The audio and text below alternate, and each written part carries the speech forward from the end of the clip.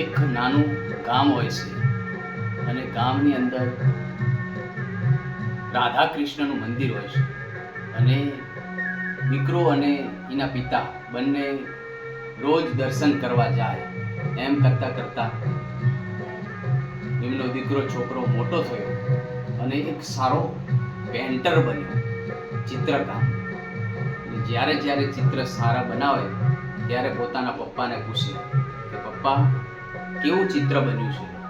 એટલે ત્યારે તેના પપ્પા રોજ કંઈક ને કંઈક ખૂબી કાઢે અને કહે કે બેટા હજુ થોડું ચિત્ર પેલું છે, આનાથી થોડું સારું બનાવો. એટલે એમ કરતાં ચિત્ર બનાવવામાં એક જોરદાર પેન્ટર બની ગયો. પછી વિચાર કર્યો એને કે આજે તો સારું કૃષ્ણ ભગવાનનું તસવીર ફોટો બનાવું અને એક અહીં લગાવી દઉં અને સંતાઈ જાઉં. મારા પિતાજી મારા પપ્પા આવશે અને જોશે અને કહેશે, દર્શન કરીને આવે ભગવાન કૃષ્ણના અને જોશે તો ખુશ થઈ જશે. એમ કહે છે અને ચિત્ર તો લગાવી દેશે રસ્તાની અંદર અને એક દિવાલ પાછળ સંતાઈ જાય છે. અને એના પિતા દર્શન કરી નીકળે અને વિચારે, વાહ, કોને ચિત્ર બનાવ્યું? ભગવાન શ્રી કૃષ્ણનું સરસ બનાવ્યું. એટલું કહે તરત જ પોતાનો છોકરો બહાર નીકળે કે પપ્પા આ ચિત્ર તો મેં બનાવ્યું છે. પછી એના પપ્પા થોડા શાંત થઈ જાય છે કે આ સુધી પપ્પા ઘણીવાર ચિત્ર બનાવું છતાં તમે કંઈક ને કંઈક એની અંદર ખૂબીઓ કાઢતા અને કહેતા કે જો આનાથી થોડું સારું ચિત્ર બનાય એમ કહેતા. આજે કેમ તમે એવું કીધું કે સરસ ચિત્ર બનાવ્યું?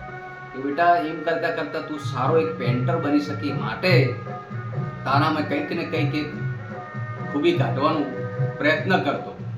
આજે તે કૃષ્ણ ભગવાનનું ચિત્ર બહુ સરસ બનાવ્યું છે અને એક તું સારો પેન્ટર બનીશ.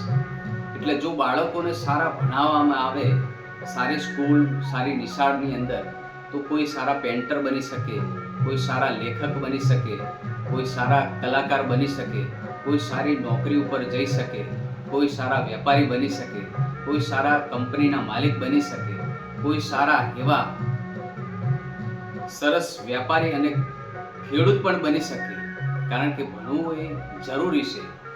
એટલે જ કહેવું છે કે સ્કૂલો હોય કે શાળાઓ હોય, પણ ગામ, નાના ગામ હોય કે મોટા ગામ હોય, એક બે તો ટ્યુશનવાળા જરૂર હોવા જોઈએ, જેથી કરીને બાળકનું ભવિષ્ય આગળ સરસ અને સારું ઉજ્જવળ બને.